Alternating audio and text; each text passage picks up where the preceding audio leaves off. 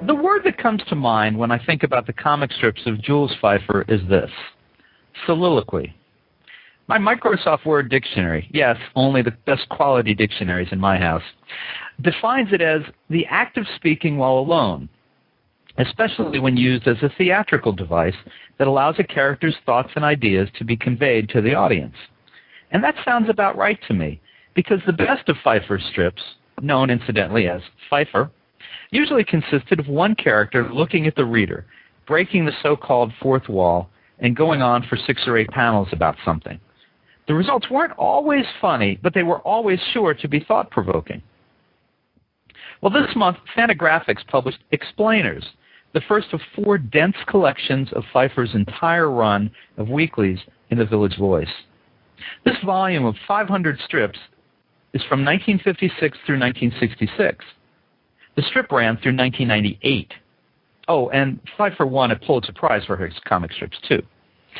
Jules Feiffer is one of comics' great characters himself. He famously got his start with Will Eisner, creating and drawing a children's strip called Clifford, and eventually writing during the last years of the Spirit's original run in the late 1940s and early 1950s. Besides his long-running strip Feiffer, he might be best known for his children's work, from illustrating the Phantom Toll Booth to writing the original screenplay for the Robin Williams film Popeye, and of course his first book, The Man in the Ceiling, which is being adapted as a musical by Disney. At the complete opposite end of the spectrum, he also wrote the original screenplay for Carnal Knowledge, starring Jack Nicholson. Feiffer's also just completed his Memoirs, which will be published in 2009. Now, I could keep going, but then you'd never hear from the man himself. So, Jules, welcome to Mr. Media. Well, nice to be there, but you left out an entire 30-year history in the Broadway and off-Broadway theater. As I said, I could go on and on. Beginning with Little Murders and many more plays after that. I apologize for leaving that out. Obviously I'm aware of all that, but I thought it'd be better to get you in here talking than to have people listening to me for too long. That's fine. How you been? I'm doing fine. Now, who's paying for this call? I'm not saying. Now that's a Will Eisner question, if ever I heard one. Well, not if we're going to talk for 30 or 40 minutes.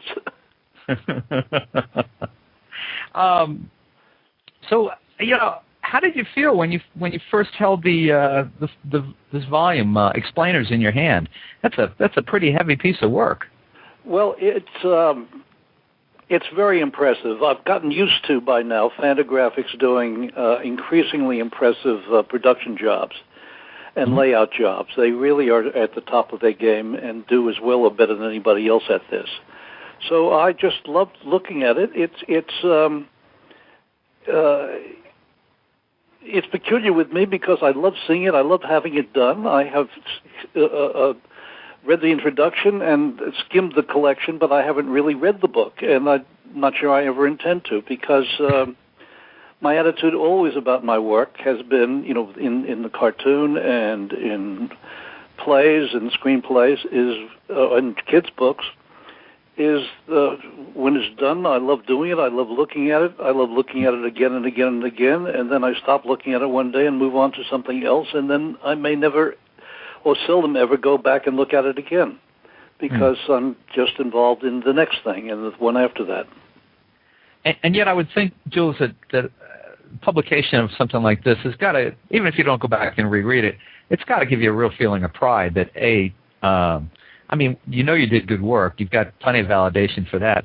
But when you actually hold 10 years worth of it in your hands like this, that's pretty amazing. Oh, well, it's a thrill to see it all put together this way, and even more of it interesting to me to see how much of the work is still valid in terms of not being dated and, in some cases, unfortunately not being dated. There's some things politically, there's some things on civil rights, which I'd be happy to see out of sync with the times, but unfortunately they're not. And in particularly, I found the civil rights cartoons are as strong today in many ways as they were back then, which means that although we've accomplished a lot, there's still much that hasn't been dealt with. Mm. It's amazing to me on two fronts. One is that the content could be published weekly today from this book and be very current, you're right. And then the style of the drawings, for the most part, is very consistent from the beginning of the strip to the end of the strip in the 90s. I mean, there's not a lot of difference, I don't think, in terms of the general style and the product. Well, I think in the first few months there's a lot of difference, and it moves around. If you check the first 2 or 3 months, then I finally settled on an approach, which I really struggled to do, because I knew how to write the damn thing. I just didn't know how to draw it in an appropriate manner. I mean, the idea being that a comic strip has to be a combination of words and pictures, and one has to complement the other perfectly, as one sees in all of the great cartoonists. But I was groomed by cartoonists who have nothing to do with what I eventually did for a living. Milton Caniff and Terry and the Pirates and Eisner's The Spirit and Al Capsule Abner, all wonderful storytellers and all having drawing styles that mesh completely with the way they wrote, and all wrote their own work most of the time. I mean, as you said, I ended up ghostwriting The Spirit by Eisner because by that time he had pretty much moved out of his obsession with comics and was moving on to other things. He had an interest, a career in publishing and doing other things. So The Spirit was basically a background thing for him to be doing. Mm-hmm.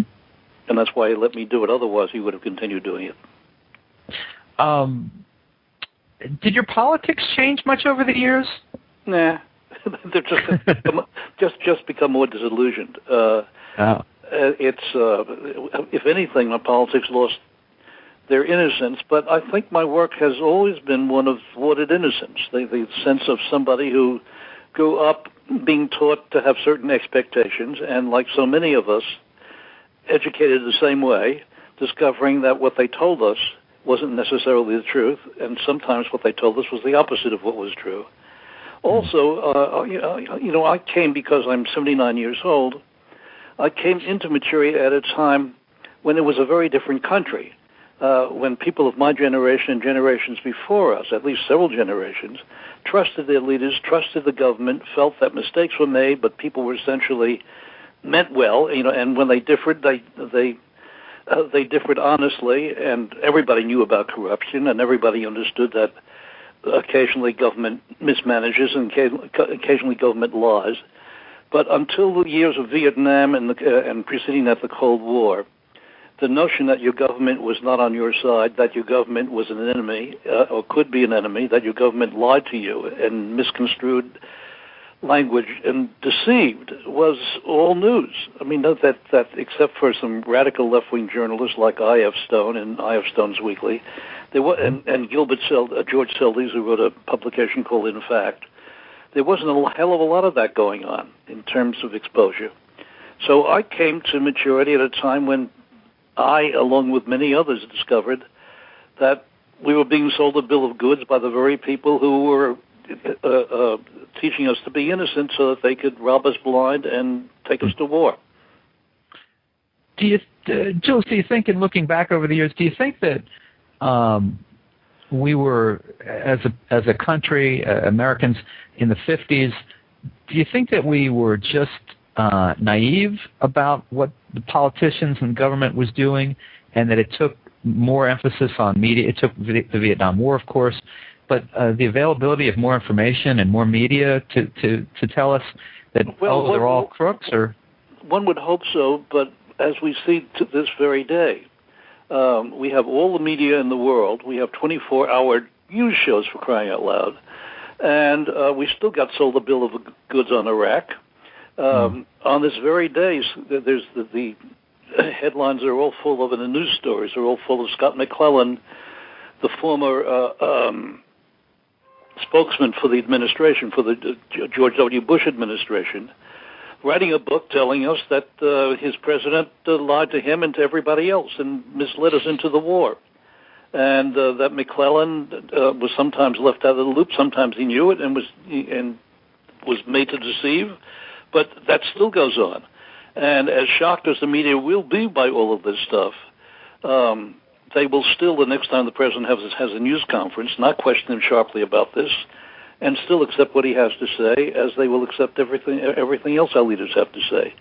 There is a learning curve downward for much of the people who run the information outlets in this country.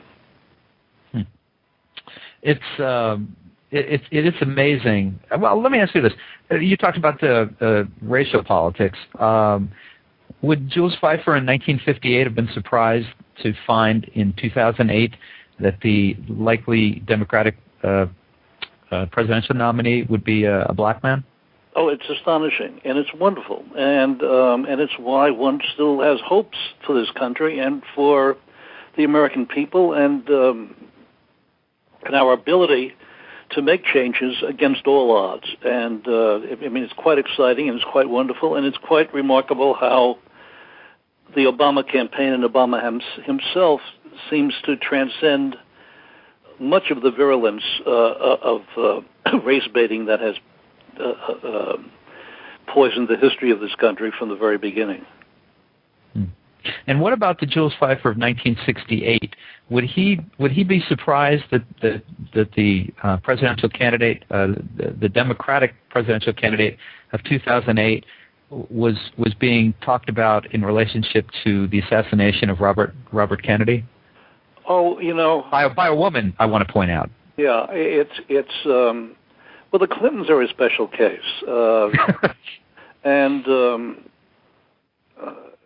I was wildly pro Bill Clinton when he ran originally in the primaries, and I thought that he was the most intelligent, articulate, and talented man to run for public office on a high level that I'd seen in many, many years, and thought it could be an absolutely marvelous presidency. And disillusion set in shortly after he took office, and I think that, yes, it was in June of his first year in office that I did my first political cartoon in New York. It might have been one of their first political cartoons ever, in which I showed this disillusion with Clinton and distrust of him. And it so shocked a lot of New Yorker readers and some of the editors that they, even at the time, one of them asked me to modify it, and I wouldn't, and they ran it to their credit anyway. But the Clintons have always talked brilliantly and very attractive and very appealing, and then their behavior is something else again, and it's simply astonishing, and it's hard to figure out what they think they're doing, if they think at all about what they're doing. Maybe they don't think. Maybe they're a little more self-involved than other people in running for office. Well, self-centered to the point of destruction of anybody who is counter to what they think are their best interests at the moment, including the Democratic Party and possibly even the country. It's very disappointing, because Hillary Clinton is an attractive, brilliant, talented woman, certainly qualified for any office she wants to run for, except for the nutty aspect of Clintonia, which you can't, which makes you suspect anything she's going to do in the future. You know, in addition, in this case, to be so far ahead and so understood to be the candidate and screw it all up so royally makes you grateful that she's not going to have a chance to be in that office, because it's clear that she doesn't surround herself with the right people, and she wouldn't if she were elected president, and that she cannot listen to anyone else's opinions when she's made up her mind, and that too is not encouraging. So we maybe have saved ourselves from more trouble at a time when we were in enough trouble as it is, because the Bush presidency, as many people have said, is arguably the worst in our history. Arguably? Is anybody arguing? Well, you know, he's still got 28 to 30% in the polls. There's still people who think and he still raises money among Republican loyalists. There are a lot of Republicans out there who can't find a thing that he's done wrong. That's what's even more scary than the Bush presidency. They're probably the Republican loyalists who can't read. Let me give out our phone number in case anyone would like to call in and ask a question or talk to you. It's 646-595-3135. Let me come back to the comics. You did one strip a week for the Village Voice for all those years. As you look back on all those years, do you remember the ideas coming easily because you only had to do one a week, or do you remember the weeks when it was just nothing and you were frustrated?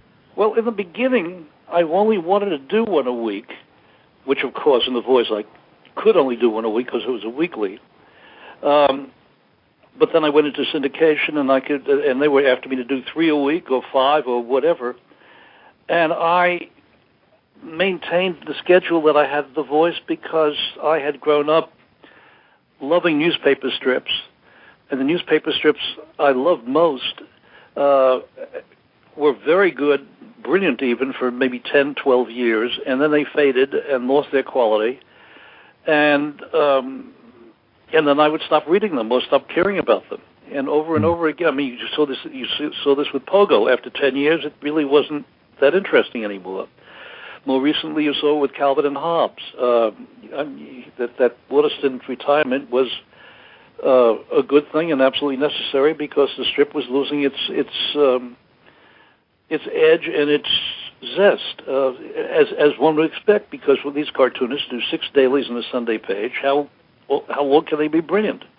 And expecting them to do this year after year after year for 10 years, my God.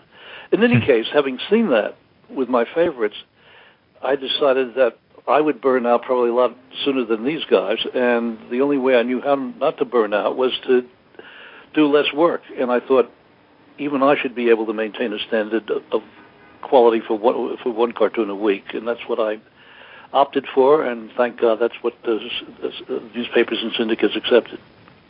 It also took a little pressure off you in terms of you didn't have to have recurring characters per se, the same way that, you know, we have Mike Doonesbury or, you know, Slackmeyer or Zonker in Doonesbury. I mean, you had recurring faces. You had the dancer who would announce a dance to whatever. Yeah, but that's something I could have adjusted to because, as I said, I was raised in comic strips and loved comic strips and had written the spirit, and you know, I understood the form, and I could, as I've shown in my plays and screenplays, I know how to write for characters and specifically for characters and how to make them different and how to have them interact. All of that I could do. What I found out years later when I decided I would try to do a strip just because I needed a little more money was that after writing 2 or 3 weeks of dailies, it bored the hell out of me, and I no longer wanted to do what had been my ambition since I was 7 years old. I don't think so much outgrown it as I had. It turned out I was unqualified to do it.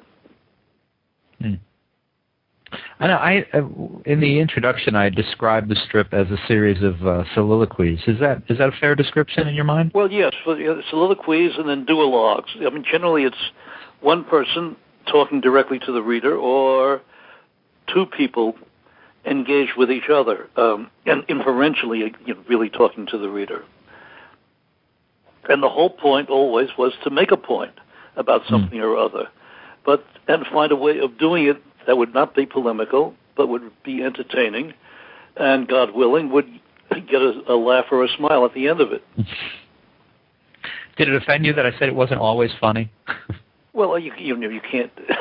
If you do one a week, it can't always be funny. But I would my insistence is that more of them were funny than not. Now, what was the logic? What was your thinking behind having your name on the strip as opposed to calling it something else? Well, originally it was called Sick, Sick, Sick, and that ended up with the media interpretation being that these were sick characters and it was sick humor that I was, and the term sick humor came into prominence about that time, and it irritated the hell out of me because I was talking about the culture, the state of our society, the state of our politics. That I thought was sick, and it got turned around onto me and the kind of humor I was doing, which was a comment on what was out there and what existed. So, having once again gotten the point wrong and mislabeling me, as it does others, I decided that the safest way of being viewed in terms of how I wanted to be viewed was just to call it by my name. And my experience with that at first was with the Observer in London, which never used the term 666 on my work when they started running the cartoon. And they were the second paper after The Voice to run the cartoon. They called it Feiffer from the beginning, and I just picked up their title.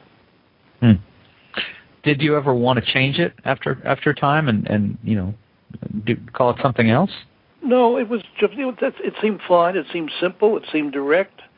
It got my name out there, which I was happy to have public, and because it gave me credibility and allowed me to do other things.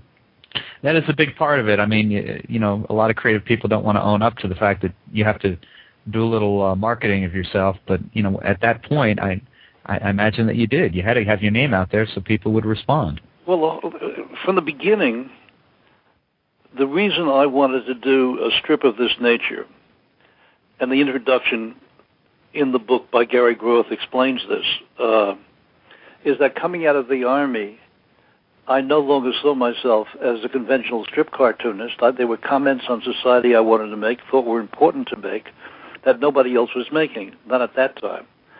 And so I wanted to find somehow, by some means, the freedom to be able to do my work and get paid for it, make a living out of it. And any way that would do that, whether it's working in different forms or doing interviews or doing whatever I had to do. And in the early years of doing radio and television, I was a nervous wreck. I was not nearly relaxed at it. I learned to be. But whatever it was that helped me get the work out, whatever helped me get the work done and shown, that was the point. It always was the point. It remains the point to this day.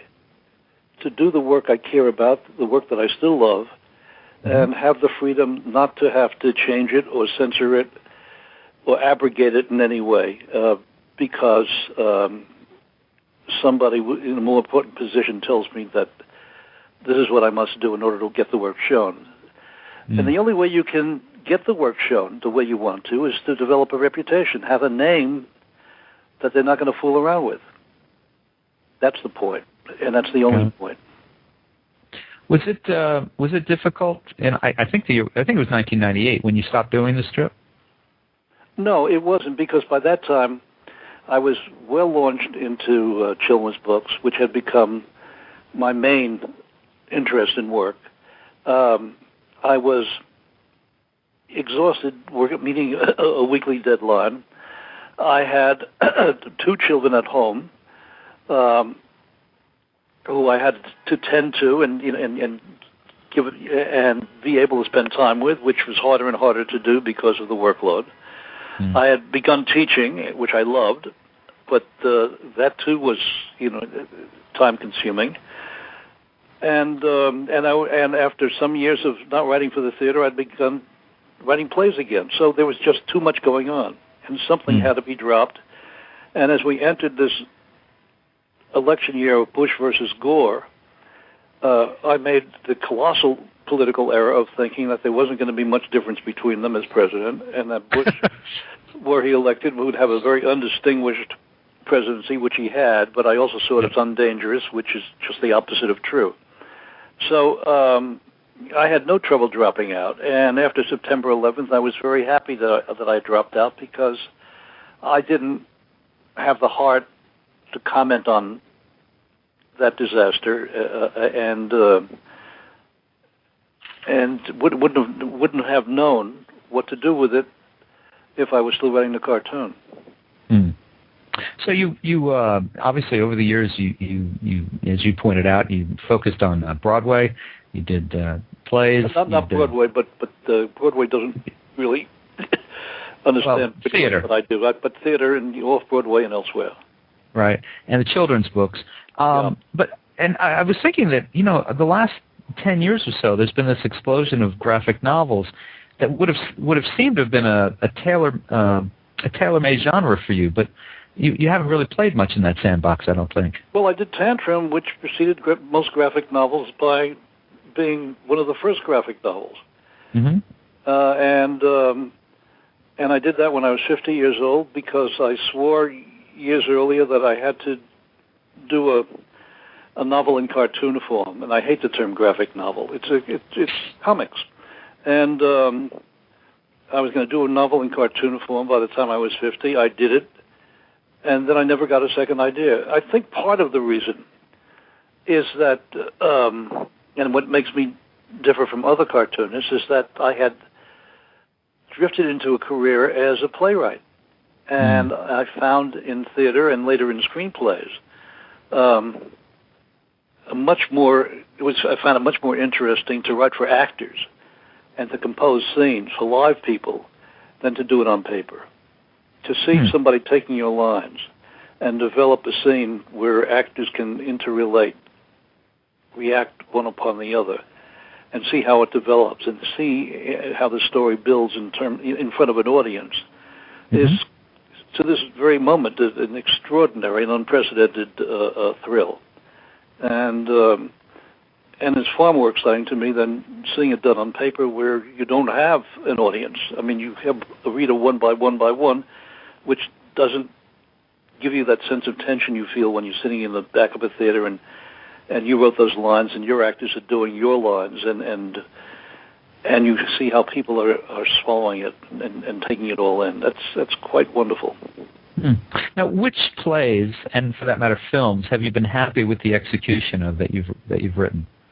Well, I've been very fortunate in working with good directors and good companies, so there have been more that have worked well than badly. In some ways, the worst production was my very first play, Little Murders, which opened on Broadway disastrously because it was bad timing. It was a couple of years before critics knew what was going on, and so they thought that they didn't relate to what was going on at all. But then it got revived in a wonderful production 2 years later off-Broadway by Alan Arkin in a terrific cast, and it became a huge hit. By that time, the critics had caught up to what was happening out in the world. Audiences always got it. They were always a step or two ahead of the critics. So that was a wonderful experience, finally, after a disastrous beginning. And then I did a play called Knock Knock with Circle Rep, which was a wonderful production and got well received. A play that a lot of people love called Grown Ups. My last play was a play about a family of communists in Brooklyn in the 1950s during the height of McCarthyism, and that was called A Bad Friend, done at Lincoln Center. That was a wonderful production. So I've been very fortunate, and right now I have this incredible experience of working with a brilliant composer-lyricist, Andrew Lippa, on an adaptation of my first kid's book, The Man in the Ceiling, about a boy cartoonist. So I've come full circle in a way. I'm taking my first love cartooning and some autobiographical material, me as a kid drawing cartoons, and in reaction in part to being lousy at athletics, not being able to play ball, so I drew comics to get attention. And that's what the play is about. That's what the book was about. And of all people, Walt Disney has chosen to produce it on Broadway. So I have some terrific people, because the Disney organization in theater are extraordinarily supportive and smart as hell. And it's been a great experience for me all the way down the line.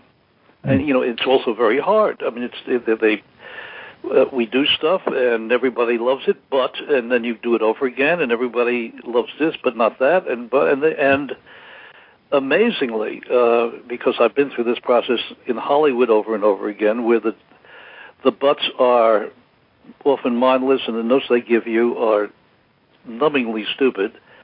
Here, everything that Andrew and I, my collaborator Andrew Lipper and I, have heard from the people at Disney has been, supportive on the money. They are smart as hell and extremely helpful. That's the upside. The downside is it means I have to keep going back to work and go back to work some more and go back to work some more. So I hope that there will be a day when they feel the need to be less helpful and let me stop. In my mind's eye, I guess I imagine you as a singular creator, someone who works on his own and is probably happier creating alone. But then in the case of plays and films, you've got to be a collaborative person. Is that a difficult transition? Well, when the first time I did that, it was at Chicago, at Second City, when they adapted my cartoons to the stage, and I'd never done anything in theater before, and I wondered about that question myself. How is it going to be where I'm a solitary player and I'm in charge of everything, and what's it going to be like where I have to listen to directors and watch actors? And it turned out that I was born for it. I mean, I didn't know that. That I love the experience. I love the give and take. I got along wonderfully with actors. If the director was any good, I got along wonderfully with him or her. And it remains to this day one of the great pleasures of my life, and I must say one of the great entertainments. There is nothing more entertaining than an active conversation about your own work. I mean, that talk about the privilege of being self-centered as a profession. They're all talking about me, what I wrote, what I did, and they're all talking about how to fix it, make it better, how to deal with it, how to interpret it, and it's me, me, me, me, me. I mean, it seems astonishing. I like that. I think I'm in the wrong gig. What about on the movie side? My sense is that those experiences are more mixed. The one and only really terrific experience was with Mike Nichols and this extraordinary company of actors on Carnal Knowledge. I mean, that was just a lovely experience from beginning to end. Little Murders as a film, directed by Alan Arkin, was more difficult, but I think it turned out very, very well. But it wasn't nearly a collaborative experience as I thought it would be. Now, let's talk about, I think probably more people are familiar with Carnal Knowledge. Either they've seen it or they've heard of it. But take us back to when that movie came out. That was pretty groundbreaking stuff. It was fairly graphic. It was certainly more adult than I think a lot of your work might be considered. What was that time like? Well, any of the work, whether it's the cartoons or the plays, I never think of it as I'm doing it necessarily as groundbreaking. I think this is what has to be said. Nobody's saying it. Somebody better say it. I guess it's me. And then I try to say it as simply, as straightforwardly, as directly as I know how, and in as artful a way, so that it's not polemicizing an audience or lecturing an audience or telling them what to think. I give them guidelines on where I hope they will move and start to think. But heavy-handed is not my way of doing things, and I don't think it's very helpful. I think that when you work with readers or audiences, if you let them make the decisions and make the choices, or guide them into making the choices, if it's an act kind of like sleight of hand, where they don't know how they're being manipulated, but God knows you're manipulating them, they think they're doing the work while you're basically pulling the strings. That's an awful lot of fun. It also requires a lot of figuring out, and that I have always been drawn to, and got to understand it, and I hope got better and better at it. Now, if Carnal Knowledge was a great experience, where does Popeye fit in? Well, it was a terrific, the act of writing Popeye, and the whole act of involvement with Robert Evans, who produced it, was terrific from the beginning and remained terrific throughout. And Altman, when he came into it, Altman had been, for some years, a friend of mine, a drinking buddy up at the Lanes on 2nd Avenue, and I'd always loved his work, conditionally. I mean, because there's no such thing as a perfect Altman film. He was an extraordinary artist, and I suppose a genius, but he loved the look of a film and the feel of a film. He didn't much give a damn about story, which I gave a damn about. He cared not at all about character, which I very much cared about, and and he didn't have much interest in relationships. What he loved was bringing unlikely things to life on the screen. And when he was finally, through a process of elimination, picked to do Popeye, one thing I understood from the beginning was nobody would be better and more successful at taking these ridiculous cigar creations and making them appear, if not real on screen, at least acceptable on screen, and that they'd have credibility. Popeye, Olive Oil, the rest of the characters. That I understood. But I also knew that he wouldn't tell the story I wrote because he never did. So there was that give and take. One had to be happy with what he gave me, which was an extraordinary visualization, both of the characters and the atmosphere of Sweet Haven, this town I created for Popeye to live in. Mm-hmm. And then I had to be on his tail to continue to tell the story as I wrote it, and I got about 50% of what I wrote on the screen, and I'm very happy about that part. And I'm very happy about the way it was received. The part I'm not happy about is things he dropped out of the film that I thought were important to it. The downgrading of Wimpy as an important character, and other things that were left behind. But that's the way it worked. And you know when you're not doing it yourself, and I certainly wasn't qualified to do this myself, the people you work with often make decisions, and you may not agree with them. Were you happy with Robin Williams as Popeye? Oh, I loved him. I loved all of the characters. Yes, there was no one in the movie who I didn't think was wonderful. Robin as Popeye, even more so Shelley Duvall as Olive Oil. She was just the perfect embodiment of Olive Oil. Mm-hmm. And what I was interested from the start, and from my first conversation with Robert Evans when he called me up and said he wanted me to write it, was it depends on which Popeye you want. If you want Seagar's Popeye, I'm the one to write it. If you want Max Fleischer's, you better find somebody else. And he said, I want whatever Popeye you want. And so I studied Seagar, who I knew very well, but to do the script, I had to go back and really study him and try to figure out how he would be on screen. And that's what I wrote in my script.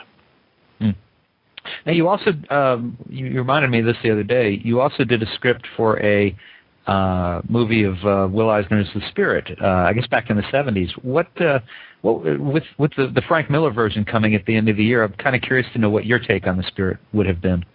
Oh, well, my take, I hope, would have been Eisner's. And Eisner had first suggested me when he was talking to, I'm drawing a blank on the director, Friedkin, I guess, had suggested me to him. And then I wrote a treatment. And I think I ran it through Will. I can't imagine not doing that. And I think he liked it. And then it went before Friedkin, and Friedkin gave me Hollywood notes, which were ridiculous. And then I said, thank you, goodbye. And the film was never made. And at the time, they were talking, I think, to James Garner about playing the Spirit. He would have been a wonderful Spirit. I'm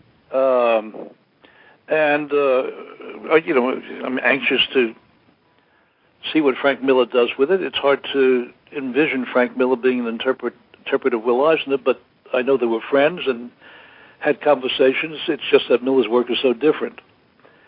And we'll see. I hope the best. You're very generous in your approach. What would have been do you remember the basic plot of the movie that you wrote? No, not at all. I mean, this is going back 20 years. I don't remember anything last week. Yeah. Well, a lot of famous hands apparently tackled scripts over the years for The Spirit. So you're in very good company. I understand. I think Harlan Ellison was one, and yes, but remember, these guys weren't writers on The Spirit at the time of The Spirit's great success, as I was. Right. So I knew Eisner. I mean, when I went to work for him and started writing the strip, and I talk about this in my memoir, essentially I was trying to channel Eisner's voice into my own sensibility and make it his. You know, I wasn't trying to do a Feiffer strip. And and to a great extent, I guess I was able to succeed because Eisner was very pleased with what I did, and a lot of readers were. And I think others, adapting the Spirit I've seen over the years, do their version of the Spirit, but it ain't Eisner's. I was trying to do Eisner. The first time we spoke was, you're actually the first interview I did for the Eisner biography, and there was a story that you told me, and I wonder if I can get you to retell it here, where you were a very young man and you had challenged Will because you just thought it was the right thing to do at the time. Why wasn't he doing? Help me out here. Why wasn't he writing? You know, I was a kid, and I was 17 years old, for Christ's sake, and and I was totally innocent. And the Spirit stories had gone downhill. They weren't that interesting anymore. The artwork was gorgeous, and if anything, better than ever. And the atmospherics were wonderful. But the stories seemed to me to have lost their zest. And it was the story and the characterizations that got me to fall in love with the Spirit and Eisner's work as much as his drawing. I mean, it was all part and parcel of the same thing. And when I saw the artwork maintaining a standard and the stories falling down on the job, arguably because Will had lost interest in the Spirit as the main aspect of his career. He was moving into business. He was going to be a businessman and a publisher and put out different kinds of magazines of one kind or another, and all of which I thought were devastatingly uninteresting. But and so my interest was in the Spirit and maintaining the standard. So I said to him, as only a stupid 17-year-old would, when you used to write good stories, why don't you go back to writing stories as good as you used to? And I'm not really thinking I was insulting him. How I could not think that, I don't know. But I was talking about the work and not egos or anything. And instead of telling me to mind my business or firing me, as he had every right to do, he said, if you think you can do something better, you go ahead and do one.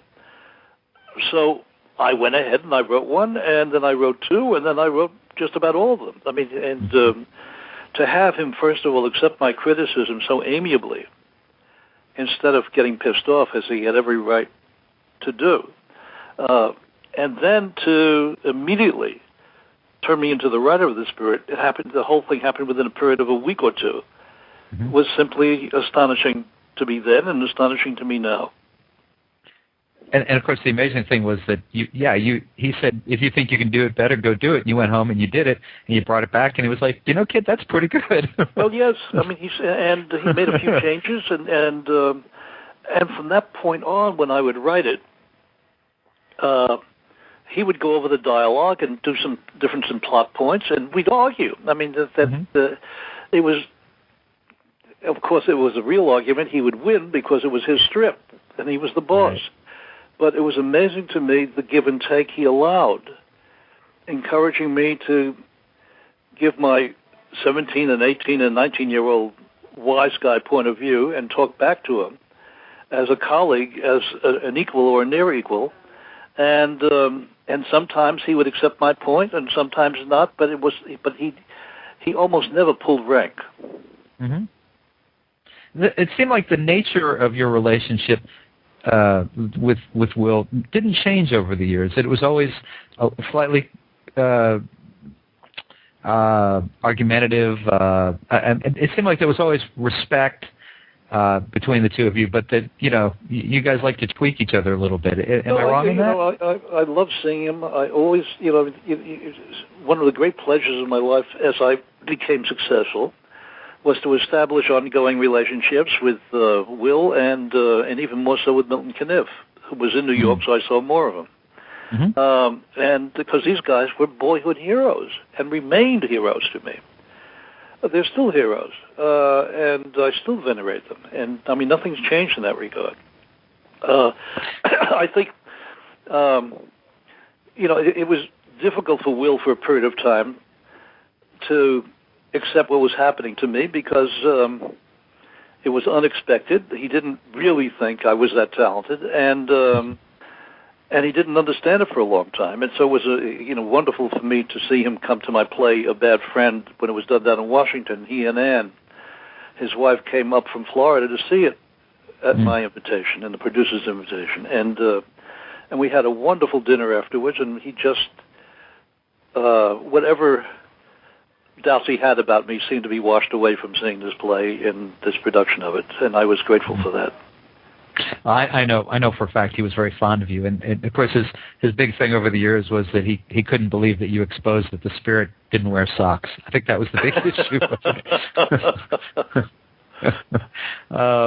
So you just finished writing your memoirs. What was that like, having to go back? I mean, go back and think about things that had happened. Well, I resisted it for a long time and got talked into it finally by various people, mostly including my wife, and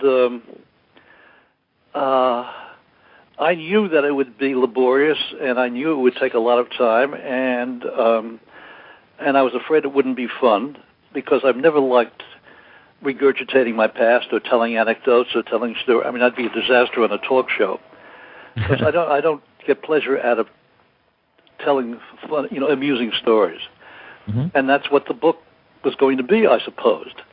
So I started writing it, and I thought I don't remember anything. And what happens is you start writing, and you find a voice to tell the story that's, a pretend version of your own real voice. And then things start popping up. And after a while, like any other form of writing, like my plays or cartoons or anything, once I lost control of it, and the voice in the book took over from me, from my head, I started having a very good time, because I just followed a trail. And it led from one thing to another thing to another thing, and I learned how to write it, and learned how to give it a sound and a feel that I wanted, and learned how to tell these stories that I was loath to tell, and had a good time telling them. And it turned out to be, after almost 3 years, a terrific experience, which came as a great surprise to me. And I think it's a very good book. We'll find out when people give their versions of it. What's the title of the book? Get a hell hold of it. What's the title of the book? Do we know yet? Backing into Forward. Backing into. I like that. And when will it be published? I suspect they haven't told me yet, but I think it's the end of next year, of 2009. Okay. Yeah, that's the killer thing about it. It's currently being edited by me and my editor, and then we have to figure out the layout and what's going to go into it in terms of cartoons and other visuals, pictures, all that stuff. So, I have to ask you, the last reference I'll make to Mr. Eisner, but one of the great lessons that a lot of cartoonists took from him is to maintain ownership of your property. Were you able to do that with your work? Yes, absolutely, yes. I always own the copyright on my cartoons. And Will turned over the copyright on Clifford to me, the strip I did on the back page. He very generously gave it to me along with all the original art. Oh, I had not heard that before. That is unusual. It was very sweet of him. Yeah. Well, we're just as we're winding down here, but as I was checking out your website, JulesFeiffer.com, which I find ironic because I know you don't use a computer, but we'll go past that. I learned that you're not the only published author in the family. What's that? I'm not the only author in the family? Oh, well, yeah. My wife, Jenny Allen, this very week in the New Yorker magazine, has a wonderful piece in the magazine in Shouts and Murmurs section, and a 2-page article.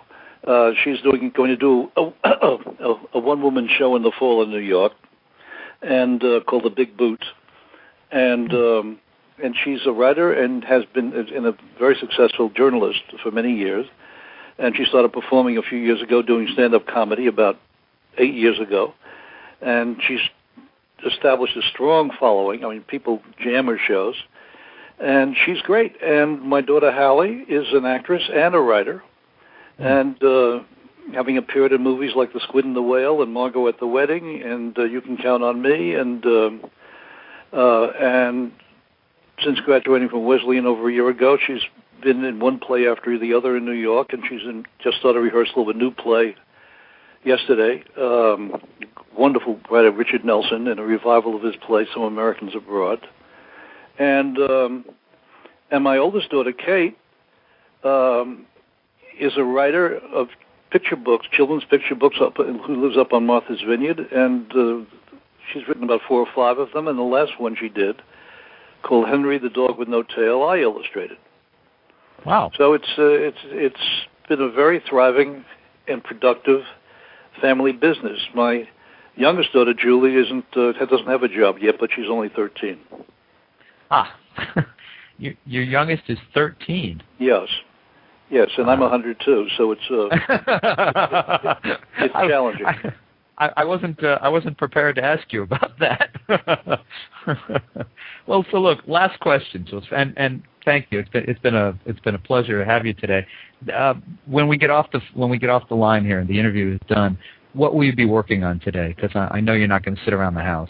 Well, I'm working on Act 2 of The Man in the Ceiling, the musical, and trying to put that into shape, get it typed, and so that when we have a meeting in about 3 weeks with the Disney people, Andrew and I, my collaborator, we'll have something to talk over, and then we're going to have a reading of the play in the fall. We already had a reading of it, of the first draft, with actors, performing and singing last fall, and it was a great success, got a standing ovation, and then we went back to work to do it all over again.